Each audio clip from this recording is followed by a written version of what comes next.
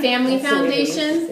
And they are, Osborne and Seekick are really interested in and supportive of arts in the community. And they thought it was really important that something that RAM and Wisdom were already doing, which was recognizing the local artists, had even a stronger foundation and a bit more thread to sort of build on and follow through. So they are supporting the fellowship for another year, so we're going to start another cycle.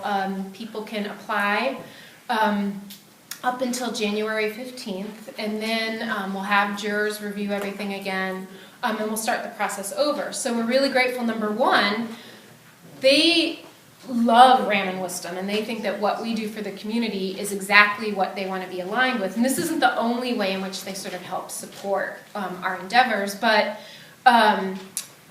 they could see that we could really do something with this idea, and so we're grateful that they brought us this opportunity, and also grateful that they want to continue to support it. So if there are artists that are interested in applying, if you didn't win in this year, then you're up to apply for the next cycle. Otherwise, it's sort of an every other year for winning artists. So, yes. Art Osborne and Seekick, the couple that built the house down Yes. on Main Street. Yeah. Mm-hmm. The glass house. Yeah. Oh, Yes. okay. And where is that on again? It's on Main Street. It's on Main. It's right on that. It's lower Main. Yeah, okay. Lower Main. And it's a greenhouse. It's it's like green as in As in it. lead certified, LEED certified, yeah. So for those of you, there was an article in one of the papers or some area paper about it. It's really, really interesting. Very, very modern-esque home with the windows, and they have 2 young children, and they talk about how they managed to live in a building like that is so open, and when they're actually incredibly private. But at any rate, that's, I think, a very fascinating thing. Okay, so now we're on to Kathleen Laybourne, and Laybourne's media is much more varied than, say, for example, Jerry Belland. She's pretty much painting.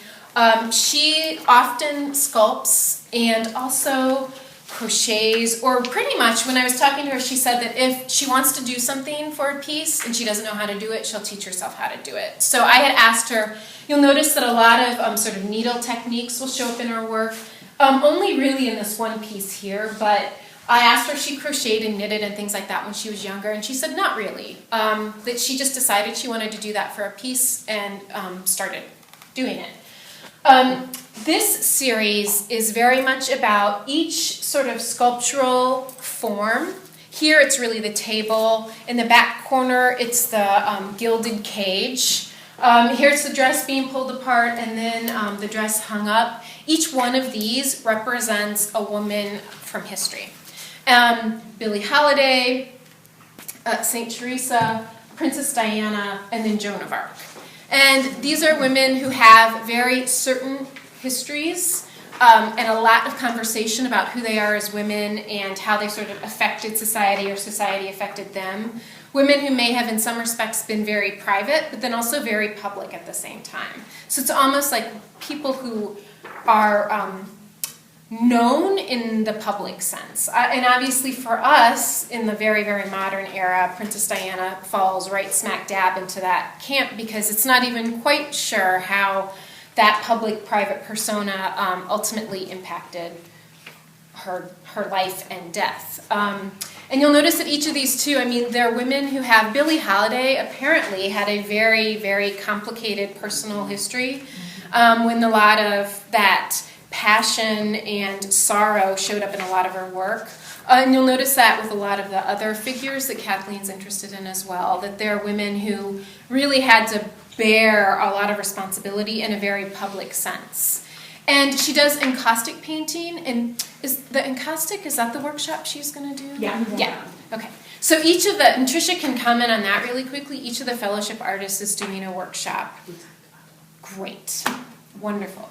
And so Kathleen does play off of that. She often has a sculptural object and then also a two-dimensional object that she'll use to sort of build the narrative. And she's not she's looking to evoke a kind of response, not necessarily tell the story or tell the story in a new way, but just sort of remind us of how we live our lives and how people who have to live their life partly in the public eye, how they respond to that and don't respond to that, and what that means. I mean, these are people that you can find books about. At the same time, she's looking for sort of a renewed examination of who these figures are. And it makes you think more generally about how we build up people in a public context, and then how we deal with that as time goes on, what happens to their memory and their legacy. And so take a close look when you get a chance. You've got some really interesting materials in here. There's salt on the ground over here. You've got charcoal over there. And all of these, it's almost like any materials that will work to build the narrative, that's where Kathleen goes. I just wanted to mention too, because I Yes. thought that was interesting, that the dough encaustic painting relates to Princess Diana. And she said it was basically like getting, when a doe gets caught in the headlights and, just. But she also said the animal has large eyes, it's graceful, long-legged, it reminded her of Diana. But it's also interesting that Diana is the goddess of the hunt. Right. Oh, yeah. So she has been represented. Remember the movie about Queen Elizabeth? And she comes to a clearing and there's a doe, and that's supposed to be the connection there.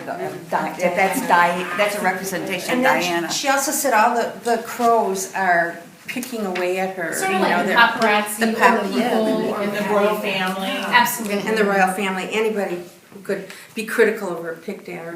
You know what I thought was interesting too is the crows that are at where that gate is, where they brought the prisoners in. The ravens at the Tower of London. Yeah. When she also said, like a gaggle of geese, what a crow or It's a raven murder. is a murder, which Yeah. is interesting. I never Really? knew that, Yeah. It's a murder of crows. That's how it's. I thought the dress was also interesting, how she made that. So she made the dress out of a pattern. So she hand sewed the actual dress pattern together, and then stamped and added the embellishments to it. She said she did it, or I was Something she put vinyl on it. Yeah, she it's attached amazing. vinyl, the paper to the vinyl. Yeah. And then with this, was that some sort of an encaustic perhaps, the design? I think that's. I'm not sure. It is an encaustic Is it? stencil. Yeah, it's vinyl and plastic. I don't think I really believed it until I saw that you really see the pattern directions on it, so it really is. Yeah. And then the same A piece pattern of on the paper. dress is related to the And piece what on she the said wall. was the only time Joan of Arc ever wore a dress was the day that she went to church and was found guilty of The Inquisition, yeah. And the branches are fire, because she died by fire. And you notice we've had other exhibitions that use dress as a starting point for a conversation, how much that symbolizes about a person or about things that are going on socially and culturally, and also it's a stand-in then for that person. You don't need a face really or body, you have something else that sort of represents the body, and you don't have a problem sort of going there mentally. And another thing I wanted to point out was, do you guys recognize what this pattern is? Wallpaper. It's very close. It's actually lace. She's done a series of pieces where she's pressing lace onto the canvas and using that within the encaustic, or on wood actually here. She is in the studio. She showed me she's got these really awesome pieces of lace that are now all coated and covered in paint, but she just can't get rid of them. She doesn't. She might want to use it again. So it's a nice thing too, because even kind of connecting to the heirlooms idea at RAM, lace has a very sort of certain symbology, and it kind of suggests history and connection, and then also a kind of luxury, which. Again, we see lace in a lot of places today that aren't, it's not necessarily luxurious, but there is something sort of old and sentimental about lace, and I don't think it's, part of it is I think for the pattern, and it's also as a kind of, Diana fell into a lot of history and heritage when she became a part of that family, and that's just another one of those layers that became Her own part of family her. had a lot of history and heritage too. Yeah. So she came from a big So country but double home. that, or triple that, or magnify that even more, yeah. There's also a car in here. Yep, right here. You can kind of see She was it when she died. the silhouette.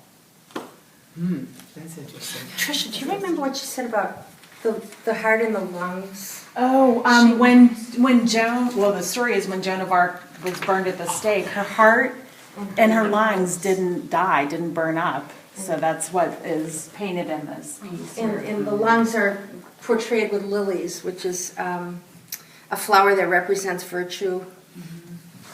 It's also interesting too, because this piece has a sort of Gothic altarpiece quality that we were talking about even over there. And then do you guys recognize what this is? A shield. It looks like. It is, Yeah, but sword. It's like a drawer. that's, yeah, it's a found, I think she told me when I went to the studio, this was one of those things that was put out on the curb kind of a deal. And she said, ew, I'm going to be taking advantage of that. So you do have a bit of that happening in here too. Made or found objects that inspire her. Okay, let's keep going.